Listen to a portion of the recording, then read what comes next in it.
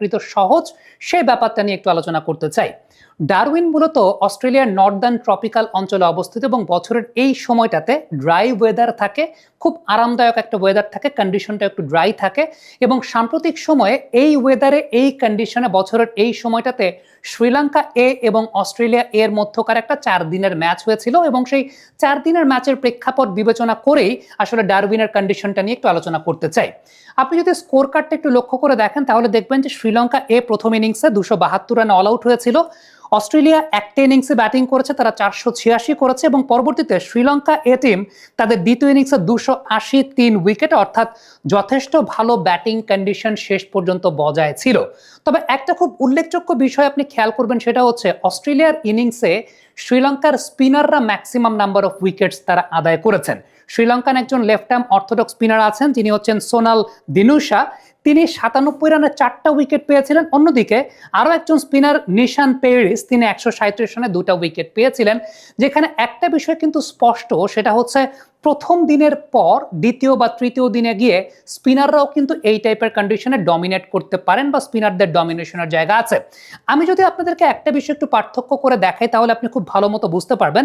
প্রথম দিনের একটু ভিডিও ফুটেজ দেখাই পেস বোলারদের ক্ষেত্রে, যদি আপনি একটু খেয়াল করে দেখেন, এখানে না মানে অস্ট্রেলিয়ান অন্যান্য কন্ডিশনের মতো খুব হাই বাউন্সি কন্ডিশন হয় না বছরের এই সময়টাতে। এখানে বেশ ইভেন বাউন্সের উইকেটটাই হয়। তবে যেহেতু অস্ট্রেলিয়ার মেইন পেস বোলিং লাইন আপে প্যাট কামিন্স, হেজেলউড, বোল্যান্ড কিংবা মিচেল স্টার্কের মতো পেস বোলার রয়েছেন, so quality actually matters. Definitely এটা আমরা ধরতে পারি যে ইনিশিয়ালি নতুন বলে তারা বাউন্স বা ক্যারি বা মুভমেন্ট বেশ ভালো তারা আদায় করতে পারবেন। যদিও আমার কাছে ব্যক্তিগতভাবে মনে হয়েছে যে আসলে খুব যে হাই বাউন্সি, খুব যে একদম একদম মাথা ফাটিয়ে দেবে এরকম বাউন্স, এই টাইপের বাউন্স এখানে প্রডিউস হয় না। তবে অস্ট্রেলিয়ান পেস বোলারদের বোলিং কোয়ালিটি অনুযায়ী তারা বেশ ভালো ক্যারি আদায় করতে পারবেন, সেটা ধরে নেওয়া যায়। এবার চতুর্থ দিনের একটা ভিডিও ফুটেজ যদি আপনাদেরকে আমি একটু লক্ষ্য করে দেখাই তাহলে খেয়াল করে দেখবেন চতুর্থ দিনেও এইখানে আসলে কন্ডিশন খুব বেশি পরিবর্তন হয় না। চতুর্থ দিনেও মোটামুটি similar kind of bounce, similar kind of carry pace বোলাররা আদায় করতে পারেন এবং যেহেতু কন্ডিশনটা একটু ড্রাই থাকে, দ্বিতীয় বা তৃতীয় দিনে গিয়ে স্পিনারদের জন্য কিন্তু অনেক কিছু থাকে। স্পিনাররা যদি কনসিস্টেন্ট থাকতে পারেন তাদের লাইন এবং লেন্থের ব্যাপারে, এই ভেন্যুতে স্পিনারদের সাকসেস রেটটা কিন্তু অস্ট্রেলিয়ার অন্য যে কোনো ভেন্যুর চাইতেও অনেক বেশি মাত্রায় আমরা দেখতে পেয়েছি। বিশেষ করে এই ম্যাচটাকে যদি আপনি একটু পর্যালোচনা করেন তাহলে দেখবেন Sri Lankan left arm orthodox spinner, যার কথাটা আমি একটু আগে বলছিলাম যে সোনাল দিনুশা, 97 রানে 4টা উইকেট পেয়েছেন। খুব বেশি টার্ন যে এখানে পাওয়া যায় বিষয়টা সেরকম না।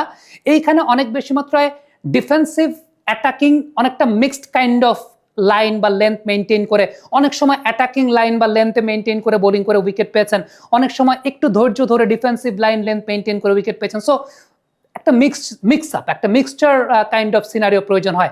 কিন্তু যেহেতু আবারও বলছি কন্ডিশনটা যেহেতু ড্রাই থাকে, সো স্পিনারদের এই জায়গাটায় ডমিনেট করার জায়গা আছে, স্পিনাররা এই জায়গাটা ডমিনেট করতে পারেন।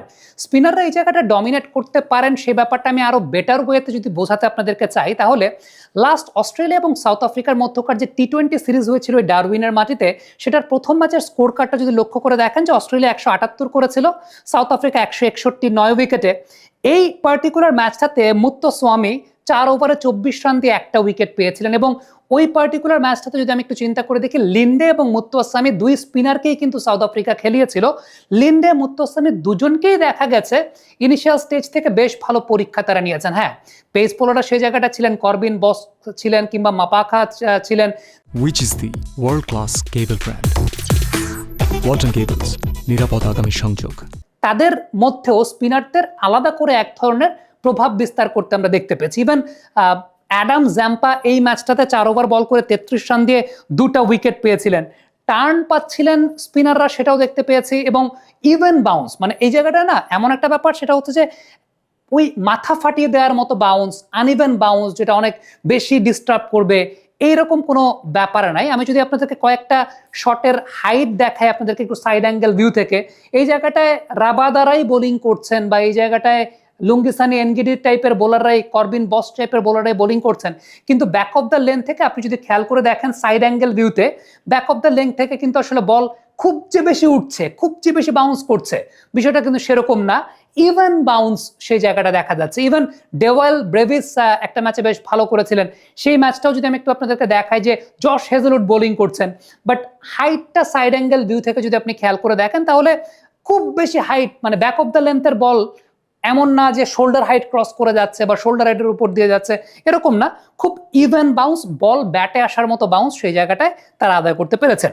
সো ডারউইনের ম্যাচ আমার কাছে ব্যক্তিগতভাবে মনে হয় যে যেহেতু নর্দার্ন ট্রপিক্যাল অঞ্চল এবং বছরের এই সময়টা ড্রাই ওয়েদার, এখানে প্রপার ব্যাটিং কন্ডিশনটা থাকবে, ব্যাটিং কন্ডিশনটা বেটার থাকবে, যেটা 2 নাম্বার বা 3 নাম্বার দিনে গিয়ে স্পিনারদের জন্য কিছু একটা থাকবে সেই জায়গাটায়, কন্ডিশনটা যেহেতু ড্রাই।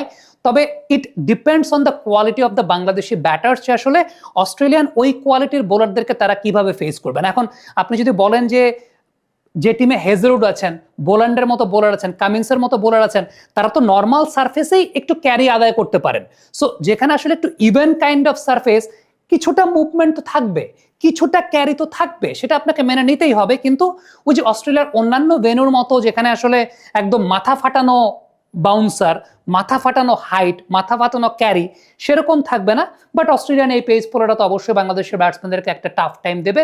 তবে তার চাইতেও টাফ টাইম আমার কাছে মনে হয় বাংলাদেশের সেকেন্ড ইনিংসে বাংলাদেশ পাবে নেথান লায়নের কাছ থেকে, কারণ এই কন্ডিশনে উইকেট দ্বিতীয় বা তৃতীয় দিনে গিয়ে স্পিনারদের জন্য অনেকটা ফেভারেবল আচরণ করতে থাকে। সো বিষয়টা এরকম না যে এই ভেন্যুর ব্যাপারে খুব বেশি ডেটা নাই, ডেটা আছে, এবং সেই ডেটা অনুযায়ী আমার কাছে ব্যক্তিগতভাবে মনে হয় যে আপনি বেটার ব্যাটিং কন্ডিশন এখানে আসলে প্রত্যাশা করতে পারেন। এটা ডিপেন্ড করে অস্ট্রেলিয়ান বোলারদের বোলিং কোয়ালিটি, তারা আসলে কতটুকু বোলিং কোয়ালিটি দিয়ে বাংলাদেশকে আউটপ্লে করতেছে এবং বাংলাদেশের রিয়াকশনটা ইনটু দেয়ার ব্যাটিং। কারণ আমার কাছে ব্যক্তিগতভাবে মনে হয় যে ডারউইনে অলওয়েজ যা দেখেছি প্রপার বেশ ভালো ব্যাটিং